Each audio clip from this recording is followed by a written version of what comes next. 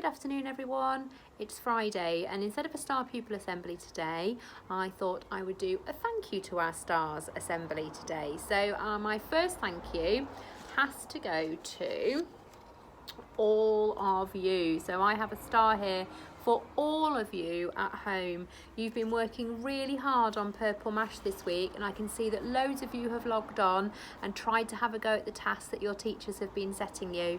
If you haven't logged on yet, please try to get logged on next week. There's lots and lots of things that your teachers have set for you, and there's also lots of things on Purple Mash that you can access. So there's reading books, there's computer games that you can play, lots of learning activities on there. So please have a look.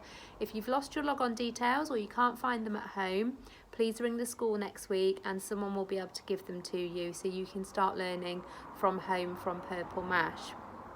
Also, if there's a lot on there and you think, oh, I can't fit that all in a week, please don't worry. You don't have to do every single task on there.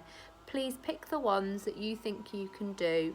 I've sent out a bulletin today, or Westfield Weekly, and in there are some other learning ideas. So it might be that you want to have a go at sitting in your garden, seeing what you can hear. I'm in my garden at the minute and I can hear all sorts of things. I can hear the pigeons, I can hear the road, I can hear my neighbours sometimes. You could make a list of the things that you could hear. So please have a look through that list that's on the bulletin to give you some other ideas for learning at home. You're all doing really well at staying home and staying safe, and it makes me really proud that you're doing such a great job, so well done. The children in school are also learning from Purple Mash. The teachers are helping them to log on whilst they're at school so they can do all their learning that the teachers have set. Right, on to my second star thank you for today. It has to go to all of our parents and carers. You're all doing a brilliant job at home, and I know it's difficult when school isn't open, and we really appreciate your support at the moment. I've heard from lots of you about how you're getting on with your learning. I've heard that your children are doing great things like learning to ride their bike and learning to tell the time, having time to do fantastic artwork and take part in musical projects. So please keep up the good work. You're doing so well, and please keep in touch with us at school. My last thank you is probably one of our biggest thank yous, is to all of our key workers this week, and that's to all of our staff at school as well. They are working really hard to upload things onto Purple Mash. We still have staff in school making sure that things are running smoothly, so a big thank you to all of them, and a massive thank you to all of the other key workers keeping our community going at this time. We cannot thank you enough for the work you're doing, and I know that everybody really appreciates it. Our children did some great artwork for the Corby Glen fire engine the other day to say thank you to all of our key workers, and particularly the NHS, so well done to the children that took part in that. Thank you ever so much. To finish my thank you assembly today, I'm going to be reading you a story you might not have heard of before. It's called The Obvious Elephant by Bruce Robinson and Sophie Wyndham. Imagine a town in a country where a simple thing like an elephant had never been seen or even heard of. Well, not so long ago, there was a town exactly like that. And one day, the people awoke to find an elephant sitting in the middle of the main square, mopping his brow with a red spotty handkerchief, wondering how he had got there. At first, the people were afraid of him, but he seemed so friendly that they soon lost their fear and went over to speak to him out of curiosity.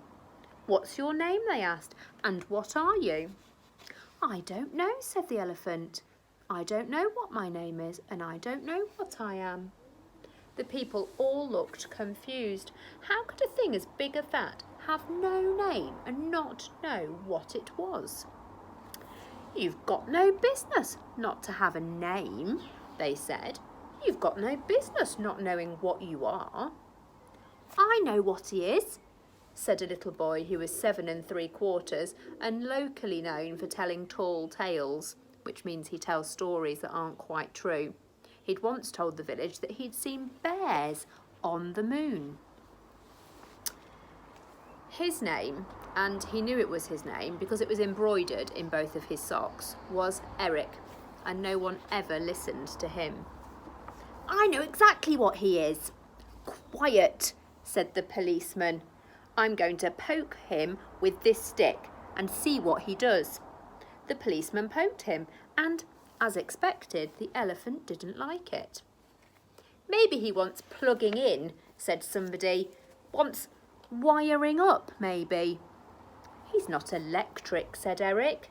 Look at that nozzle on him, someone said. What's that for? No one knew except Eric, and no one was listening to him. All right, I've got it, said the train driver. It's obvious what it is. It's a new type of railway engine. So they took the elephant to the railway station and connected him to a train, but he wouldn't move. Why doesn't he go? Asked everyone.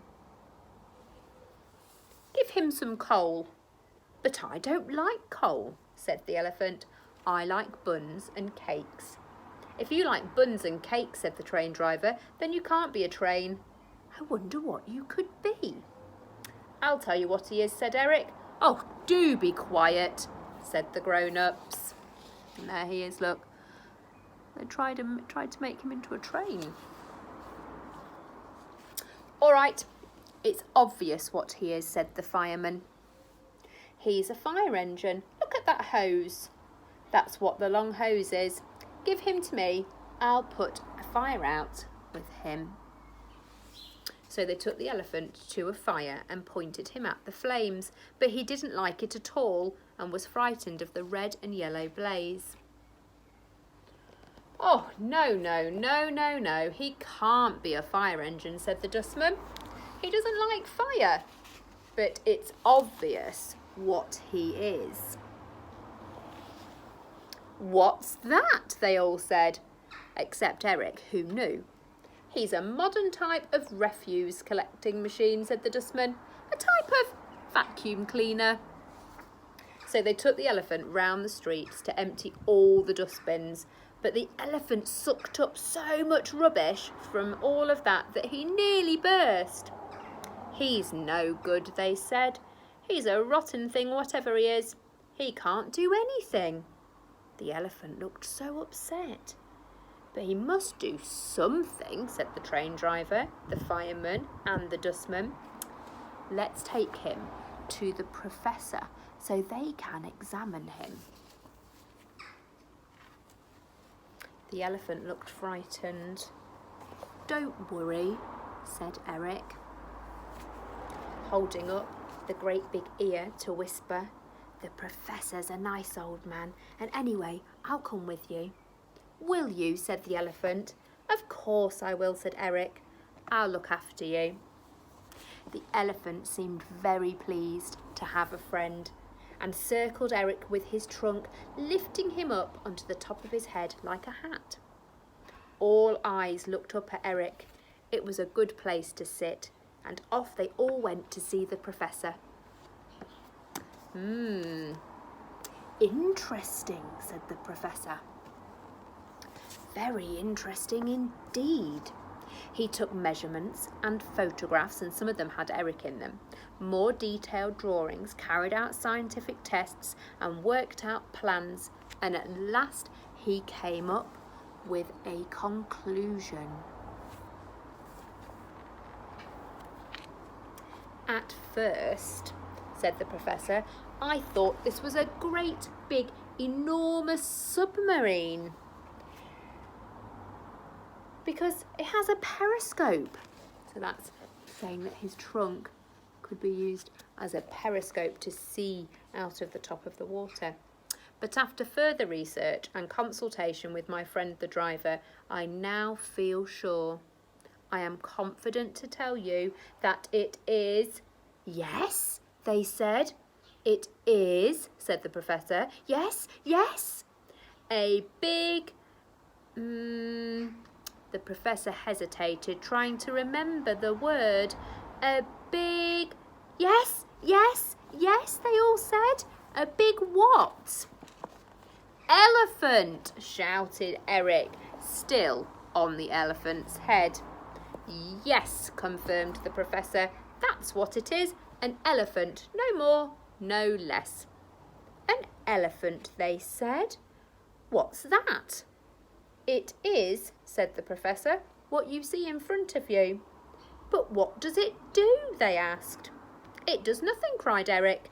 It is simply an elephant. Well, they said, that makes all the difference. If he's an elephant, he's an elephant. We can't think why we didn't think of it before. The people of the town were very proud of their elephant. So pleased that they built him a special house and a garden in the park with a greenhouse to grow his vegetables, melons, carrots and cucumbers, which the professor discovered was his proper food. Thank you for my lovely house, said the elephant to all his guests at the moving party. But if you wouldn't mind, there's one more thing that I would like. You can have anything, they said. What is it? A name, he replied. A name? Well, your name is Elephant. No, it isn't, said Elephant. I want a proper name. Everybody looked confused until Eric had an idea.